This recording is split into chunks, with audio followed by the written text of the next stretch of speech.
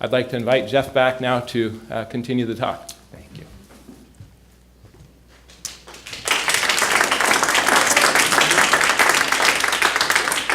All right, so God sets this whole thing up so beautifully at the front end, and with these different purposes. And then we get this. What went wrong? We get Enron and Wells Fargo, no-doc mortgages, liar loans to manipulation of LIBOR, sex trafficking, modern-day slavery to conflict diamonds. We get Chevron and the alleged oil pollution in Ecuador, to Milan and EpiPen price gouging, from cutting costs on airbags to Volkswagen's wholesale cheating. We get things that are not feeling good. I mean, there's always stories under stories, and I don't need to comment on this, but in an earlier version of this talk, I put together a dozen slides of just headline after headline after headline from around the world of challenges that businesses are facing. There's a website, if you're interested, that's Amnesty puts it out, but it's just put in business and human rights. And you can get there's a long list of really cool things that business is doing in that area, but there's also a long list of ways in which it's stumbling. And so it really raises the question of what went wrong. And of course the answer is the second part of our story, the fall. And really the question is, this is all summed up in essentially 6 verses. Now the serpent was more crafty than any of the wild animals the Lord God had made, and he said to the woman, "Did God really say you must not eat from any tree in the garden?" And the woman said to the serpent, "We may eat fruit from the trees in the garden, but God did say, you must not eat fruit from the tree that is in the middle of the garden. You must not touch it, or you will die." "You will not surely die," the serpent said to the woman, "for God knows that when you eat of it, your eyes will be opened, and you will be like God, knowing good and evil."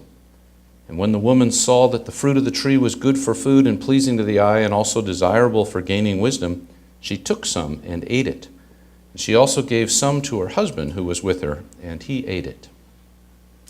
One of the interesting things that a close reading of Genesis will show you is that this tree that Adam and Eve were told not to eat the fruit from was at the very middle of the garden. And I don't think that's just an accident.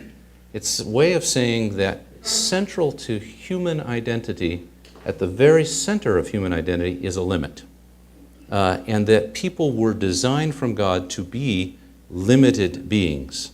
In some ways, what really happens here, one way to characterize it, is that Adam and Eve, in their interest to be like God, decline to live within limits and decide they're going to be limitless as God is. So, what happens?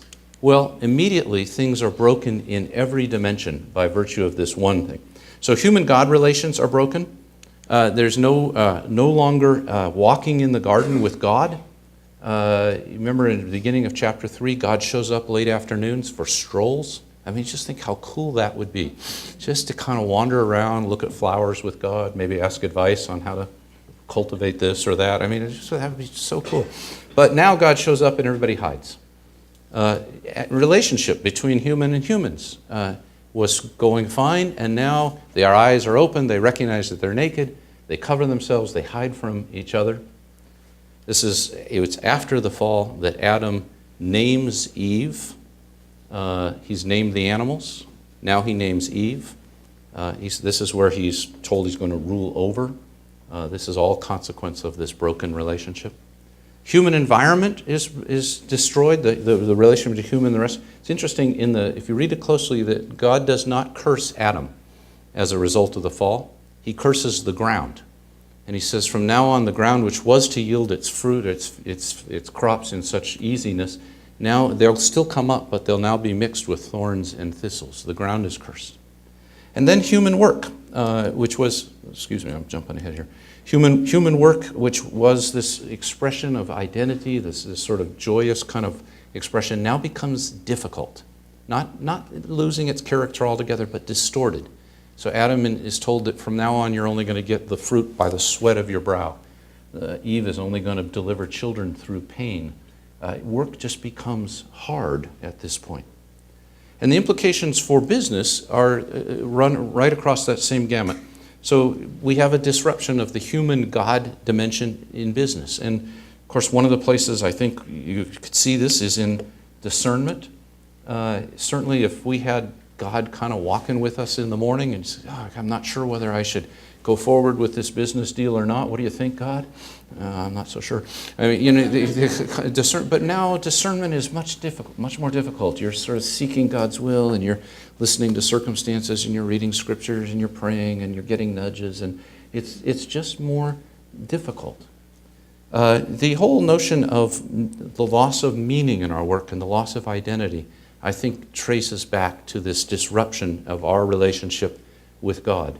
And that's another way that shows up.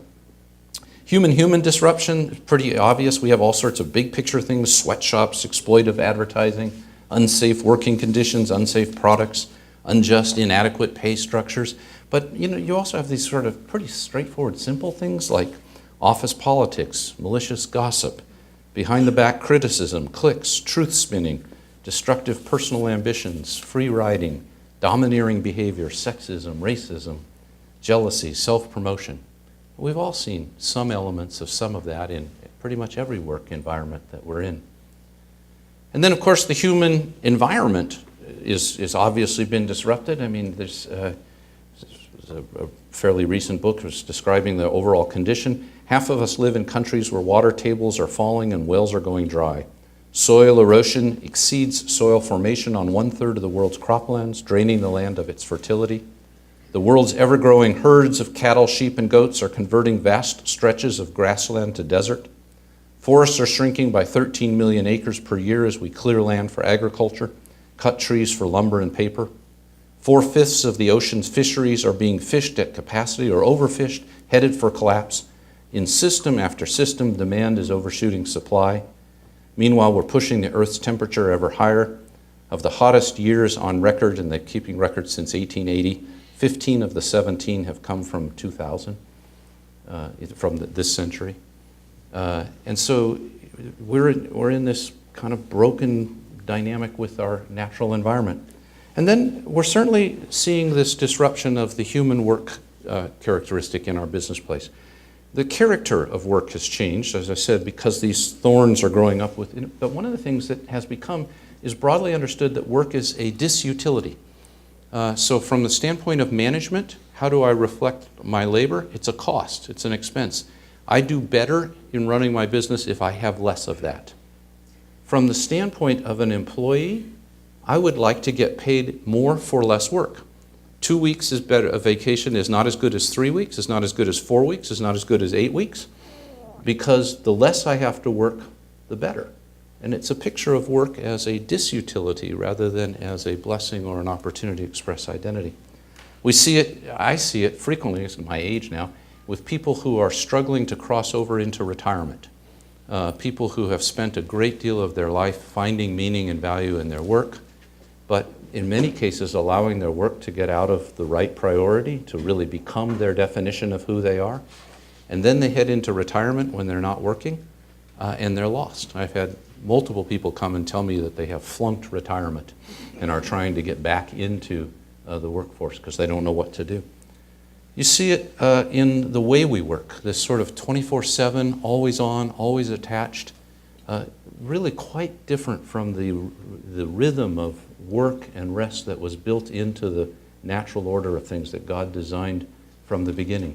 So really across the board, summing up everything, after the fall, everything is broken.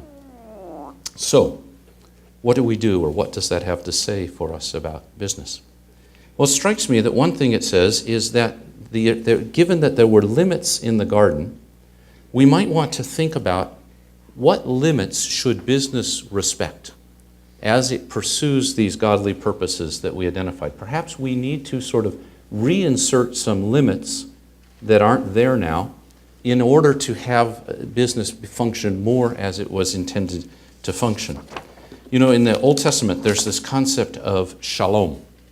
And shalom we often will translate, as Hebrew word, we'll translate the word to mean peace. But that's a pretty thin translation, because peace we often think of as kind of the absence of conflict, and shalom is a much richer, it's everything in its right place, a kind of harmonious well-being. And that's really what the garden was. It doesn't, actually the word shalom is not used in the first 2 chapters of Genesis, but it is reflected in the character of the garden. And when this one limit is broken, shalom across the whole falls apart. And I think if we're going to understand what God thinks about business, it needs to be not just around purpose, but also around this notion of practice.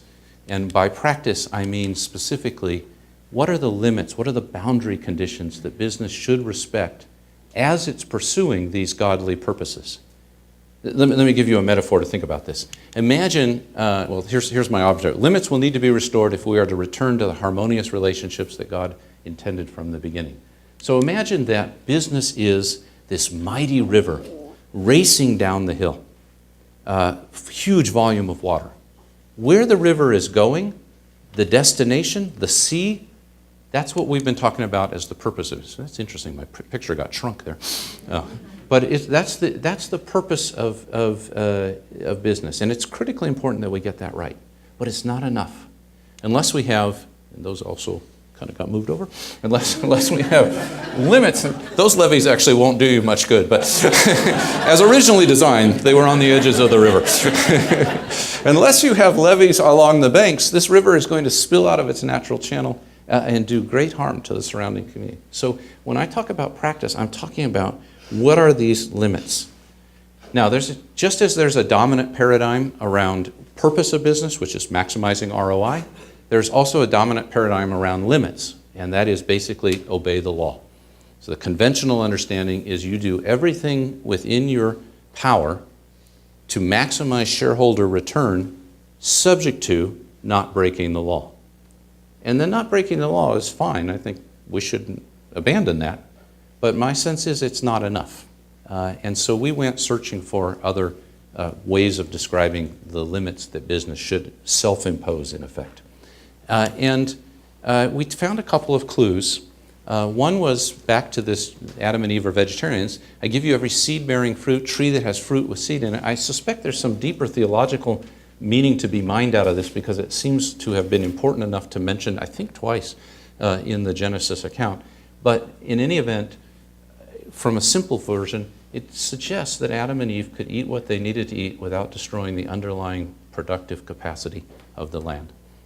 The second observation we made was that while in chapter 1, Adam and Eve were said to have dominion and rule. These are powerful words. They were given extreme authority over the whole of the rest of the created order. But in this chapter 2, they are told that they are to exercise that authority to, in the different versions translate it differently, take care of it, to guard it, to preserve it, or to sustain it. And so we looked at those two things, and I will tell you honestly, I'm not 100% convinced that we got this right, but we looked at those two things and we said, you know what, this is, maybe we can talk about limits in terms of a single word, this word sustainability. That business should pursue its purposes, but should do so subject to the limits of sustainability. Now let me say a couple things about that. First of all, the definition of sustainability, this is a rough and ready definition. It doesn't actually work in some industries like extractive industries. But broadly, assuming no changes in the surrounding context, could you do business this way indefinitely? Or are you in fact kind of using something up that when it's gone, it's gone? So that's kind of the broad picture of what I mean by sustainability. In the United States, when we talk about sustainability, we're usually referring to environmental sustainability. And that's fine, that's a piece of this. But I'm told that in Europe, the counterpart to our word sustainability is it usually means a broader concept, and frankly, from my vantage point, that's what I mean too. This is not just an environmental term. I mean sustainability across every dimension of the business. So all of the sort of stakeholders, if you like, in the business. Can I keep doing business this way forever in a way that doesn't kind of use up their input? And so this is why, frankly, I believe that businesses must pay a risk-adjusted rate of return on invested shareholder capital. Not because it's the purpose of the business, but because if you don't do it, you're just burning through the capital and it'll be gone and you have nothing, it's not sustainable. This is also why, and here I often get myself in trouble with Christians in business, This is also why I think Christians in business should be at the leading edge of the living wage movement in our country. Why? Because if a business uses up the full productive capacity of an individual and does not pay him or her enough to live on, that's not sustainable. And you could go right down this list and come up with principles of sustainability that affect vendors or customers and so forth. And that's kind of the sense that we have ended up coming away with. The reason I'm a little not fully landing on it is I'm not sure that one word sustainability is broad enough to capture everything that I would want within limits, but it gets a lot of it. And so for now, I'm sticking with it. So the purpose of business is to serve in those two key ways, but it does so subject to these constraints. All right, back to my yeah buts. Yeah, but what about the rest of the Bible? This is like 3 chapters that we've talked about so far. There's a little bit more to read through. And honestly, as we were developing this model and spending so much time early in Genesis, when we got to this point, I was actually like, oh. And the real oh question is, what if, in light of the fall, whatever purposes, whatever design God had built into the garden, now was, in a sense, irreparably changed? What if, in a sense, God had a plan B that God inaugurated after the fall? Then it would suggest that any principles that we derive from Genesis 1 and 2 would be no longer applicable in kind of the world that we are currently living in. And I don't really have enough time. In fact, redemption is the third movement, and it's by far the largest movement in the whole of the Scripture. But at its heart, we ended up concluding where we were okay, because at its heart, redemption is really the whole story of God trying to get back what He intended from the beginning. And the last 2 chapters, Revelation 21 and 22, are essentially God's victory lap, where we see that, in fact, what He intended at the beginning finds its final fulfillment in the New Jerusalem, the new heaven, the new earth, and the whole story in between is trying to get it back. The word redeem, the re in that is Latin and means back. It's to put it back, not to do something new, but to put it back. There's a quote from a guy named Albert Walters that says this: acknowledging this scriptural emphasis, theologians have sometimes spoken of salvation as recreation, not to imply that God scratches His earlier creation and in Jesus Christ makes a new one, but rather to suggest that He hangs on to His fallen original creation and salvages it. He refuses to abandon the work of His hands. In fact, He sacrifices His own Son to save His original project. Humankind, which has botched its original mandate and the whole creation along with it, is given another chance in Christ. We are reinstated as God's managers on earth. The original good creation is to be restored. Or to put simply, no plan B. Okay? Let me just give you a sort of a simple imagine. This illustration actually works better when my slides work. I have to think about this slide. But this illustration works better on the West Coast. But imagine, instead of God creating the whole world, what He created was a sailboat. And He said, here's my plan. We're going to sail together this sailboat all the way to Hawaii. And both of us have work to do. You're going to have to raise the sails and plot the course and steer the boat. But God says, I'm going to be the wind, and I'll blow, and we'll go to Hawaii. Now imagine you get down to the harbor, and what you discover is that the boat is trashed. Sails are ripped. There's a hole in the hull. There's the instrument panel smashed. And the question that we were asking is, in light of all of that, does God look at that and say, yeah, Hawaii sounds a little ambitious, maybe Vancouver? And what we ended up concluding was no, that what God said is, no, we're still going to Hawaii. That's the plan. That's the intent from the beginning. So in some ways, the purpose statements, the sense of limits that we would derive from those early chapters, I think remain valid. But one thing has changed. There is a new type of work that needs to be done. So in my sailboat example, you're still going to have to raise the sail. You're still going to have to read the instruments, steer the boat. You have all that kind of forward-looking work. But you also have some new stuff. You have to repair. You have to sew up the sail and replace the instrument panel. In the garden, there was never repair work to do. I like to tell my friends who are lawyers, I said, there are no lawyers in the Garden of Eden because there was no injustice. Right? There are no doctors in the Garden of Eden because nobody was sick, but there were business people because they were the ones that were going to cause the ground to flourish. Farmers. But there's a new type of work now that business gets involved. It still has that creative, forward-looking, advancing kind of work that was inherent in the Garden of Eden, but now it also has a redemptive work, a fixing. So business people kind of gravitate to build and to fix, and both parts of those now are part of the business repertoire. So a business could provide services that would help clean up polluted waterways. It could provide aesthetically pleasing designs for urban renewal projects. It could produce vaccines for diseases. It could make available internet access to economically oppressed communities. It could publish books, increasing understanding between communities torn apart by racial identities. I mean, these are sort of fixing kinds of work. So that's changed. But otherwise, purpose, practice remains as we have decided before. So here's my officers. No change and no plan B. A new type of work that is redemptive as well as additive. And this is kind of the summary so far. Purpose of business is to serve goods and products and services, meaningful and creative work. It's to do that subject to boundaries of sustainability, and it now involves both creative and redemptive work. Okay, that's sort of summary so far, and right on schedule. What I'm really trying to do is to take time that should allot for 2 talks and squeeze a third one in. So I'm attentive to the clock here. What I want to do is to break you now into small groups, and you can sit around your table or gather with others. I have a set of questions. These are small group questions. They're way too many for you because I'm only going to give you 20 minutes. But you can take them home if you don't finish them. So skim them, pick one or 2 that seem interesting to you, and work together as a group, and I'll call us back together at about 11:20. So 20 minutes.